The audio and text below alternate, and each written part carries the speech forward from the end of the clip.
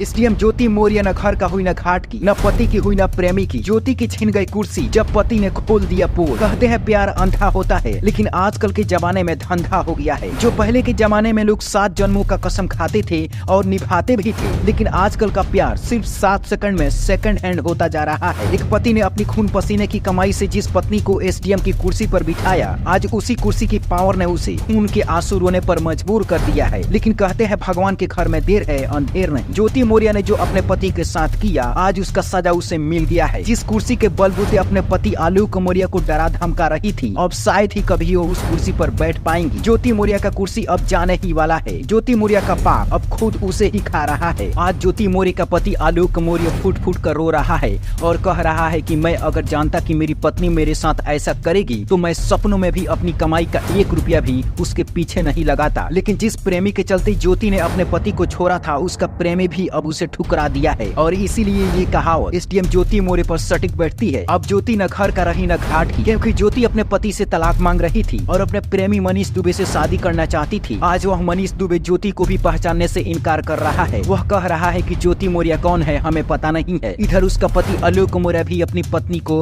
अपने घर रखने से इनकार कर दिया है, क्योंकि ज्योति अब कह रही है कि मुझे माफ कर दो, मुझसे बहुत बड़ी गलती हो गई। मैंने भूल चूक में मनीष दुबे से संबंध रखा, अब जिंदगी में ऐसा दोबारा गलती कभी नहीं करूंगी। लेकिन अब आलोक मौर्य को विश्वास नहीं हो रहा है खुद की पत्नी पर, और इधर आलोक अपने पत्नी एसडीएम ज्योति को रखने से बिल्कुल इनकार कर दिया है। आलोक का कहना है कि इतना इज्जत जाने के बाद अब मैं अपने पति को नहीं रखना चाहता हूँ, क्योंकि अब न मेरे पास पैसा बचा है और न ही इज्जत बचा है, और यह दोनों गया है तो सिर्फ और सिर्फ मेरी पत्नी ज्योति के चलते। और इसलिए मैं अपनी पत्नी को जिंदगी में कभी भी अपनाना नहीं चाहूंगा। आपने अमिताभ बच्चन का फिल्म सूर्यवंशम तो देखी होगी, जिसमें हीरा ठाकुर का किरदार वह निभाते हैं। हीरा ठाकुर एक गंवार अनपढ़ व्यक्ति होता है और अपनी पत्नी को पढ़ा लिखा कर कलेक्टर बना देता है। लेकिन पढ़ने लिखने के बाद हीरा ठाकुर की पत्नी उन्हें मान सम्मान और इज्जत देती है। जब वह कलेक्टर बनती है तो उसका श्रेय अपने पति यानी कि अमिताभ बच्चन को देती है। लेकिन लोगों का कहना है कि वह फिल्मों तक ही ठीक है, अपनी निजी जिंदगी में ऐसा करने से लोग कतरा रहे हैं और अब लोगों को अपने पत्नी को पढ़ाने से डर लग रहा है। उन्हें भी लग रहा है कि कहीं अपनी पत्नी को पढ़ा लिखा कर डीएम